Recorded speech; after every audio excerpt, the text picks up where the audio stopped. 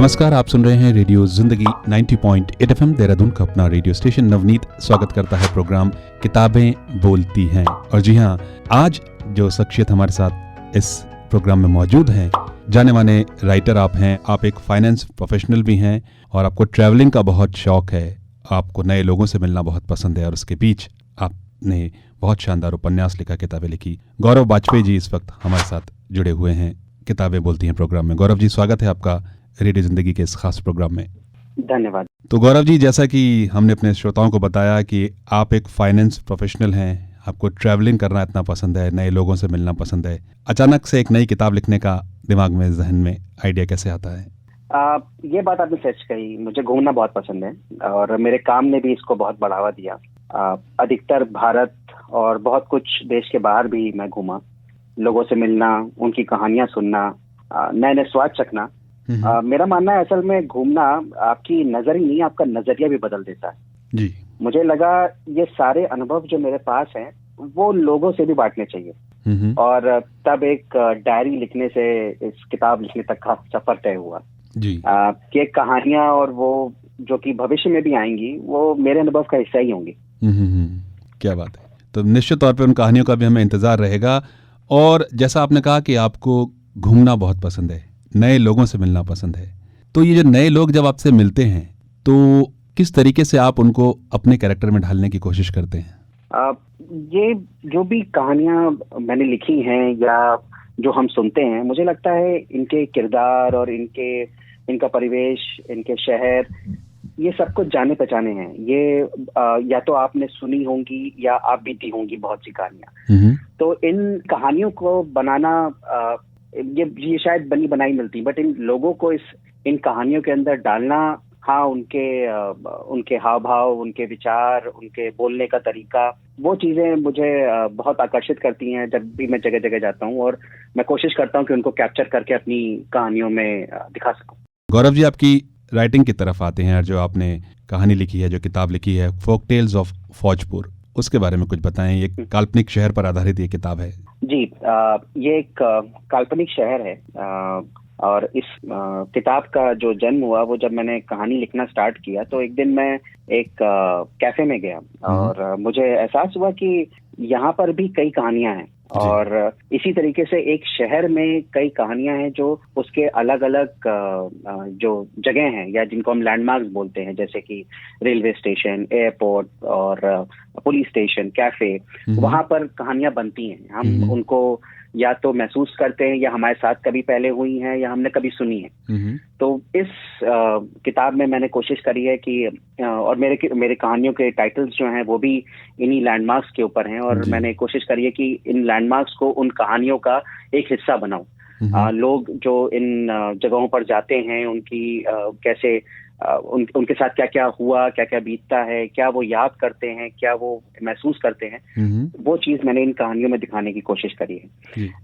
काल्पनिक शहर है, लोग भी काल्पनिक हैं, बट ये एक आम लोगों की कहानी है, आम आदमी की कहानी है। गौरव जी, जब आप कहते हैं कि कहानियां आपके आसपास होती हैं, उन्हें ढूंढना पड़ता है, आप किस तरीके से इसको देखते हैं? ढूंढना मुश्किल होता है क्योंकि कहानियां हमारे अनुभव हैं जो हम और या हमें जो विरासत में कभी कभी सीख मिलती है बड़ों से, वो भी इस तरीके की कहानियां ही होती हैं। तो उनको याद रखना, उनको कहीं पर लिख के या कहीं अपने मेमोरीज में फीड रखना, ये थोड़ा डिफिकल्ट होता है। बट जैसे मुझे डायरी लिखने का शौक था और ये इस किताब का जन्म उस डायरी से ही सफर स्टार्ट हुआ और जो मेरे एक्सपीरियंसेस थे घूमने में और जगह जगह जाने में, उनको मैंने इस किताब में कहानियों के जरिए उतारने की कोशिश करी। गौरव जी, इसी बात को आगे बढ़ाते हैं और जिस तरीके से आपने कहा एक काल्पनिक शहर की बात करते हैं, तो अगर हम जो आइकॉनिक जो किताब लिखी गई R.K. नारायण साहब के द्वारा, मालगुडी डेज, उसमें जो काल्पनिक एक शहर था और गौरव जी ने जो काल्पनिक शहर फौजपुर क्रिएट किया है, कितना चैलेंजिंग था और किस तरीके से आप देखते हैं इसको? बिल्कुल सही कहा आपने। मालगुडी डेज का तो एक अपना अलग मुकाम है और अगर आप देखें तो फौजपुर मेरी शुरुआत है। मगर हाँ, वो भी एक काल्पनिक शहर था और ये भी एक काल्पनिक शहर है। ऐसी घटनाएं जो या तो हमारे आपके साथ घटी होंगी हमने देखी होंगी या सुनी होंगी। सारी कहानियों का जो परिवेश है वो हमारे इर्द गिर्द के लोग और उनके अनुभवों का ही मिश्रण है जी। जैसा कि मालगुडी डेज में भी था एक काल्पनिक शहर और उसके लोग और उनकी रोजमर्रा की दिनचर्या और उनकी कहानियां जो दिखाई गई थी, ये कहानियां भी कुछ वैसी ही हैं। जी।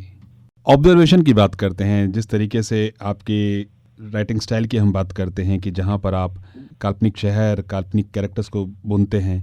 युवाओं की अगर हम बात करते हैं तो जैसे आज की डेट में जो युवा होता है वो थोड़ा सा चंचल माना गया है, वो इतना चीज़ों को बारीकी से अनुभव करता है या नहीं करता है, इसके बारे में आप क्या कहेंगे? युवाओं के बारे में, और ये अगर आप ऐसे देखें तो ये किताब मेरा जो एज ग्रुप है वो भी उन लोगों के लिए है जो कि कैजुअल रीडर्स हैं और जो नई चीजें पढ़ना चाहते हैं या एक्सपीरियंस करना चाहते हैं। हाँ, उनका मन चंचल होता है और वो लोग कई चीजें अभी शायद एक तरीके से देख नहीं पाते हैं, और इन कहानियों के जरिए मैंने कहीं कहीं पर मैंने उनको वो सीख देने की भी कोशिश करी है कि बहुत बहुत सिंपल सी एक एग्जाम्पल है कि अगर और हम आसपास में देखते हैं कि जब बच्चे बड़े होते हैं, बाहर काम करने जाते हैं, तो अपने माँ बाप अपने घर बार से दूर होते हैं और धीरे धीरे कैसे उनके आचार विचार और सब चेंज होते हैं, वो अपने माँ बाप का ख्याल नहीं रख पाते हैं। तो वो सीख भी मैंने कोशिश करी है इन कहानियों के जरिए उस टाइप की सीख युवाओं को देने की। जी। जब आप लिखते हैं तो आप किस चीज को ज्यादा तवज्जो देते हैं? आपका फेवरेट जॉनर क्या है गौरव जी लिखने में? मैं कैरेक्टर्स को ज्यादा तवज्जो देता हूँ, क्योंकि मुझे लगता है कि जो भी किरदार हैं, जो भी कैरेक्टर्स हैं, वो एक कहानी को संवारते हैं और वो ही उसको आगे लेके जाते हैं। उनके एक्सप्रेशंस, उनके सोचने का तरीका, उनके सिचुएशंस में रिएक्ट करने का तरीका, वही एक कहानी को आगे भी बढ़ाता है और इंटरेस्टिंग भी बनाता है। जी, बिल्कुल। और अगर मैं आपसे ये पूछूं कि आपके पसंदीदा लेखक कौन हैं, किनकी लेखनी आप पसंद करते हैं? मेरी पसंदीदा लेखिका हैं आयन रैंड।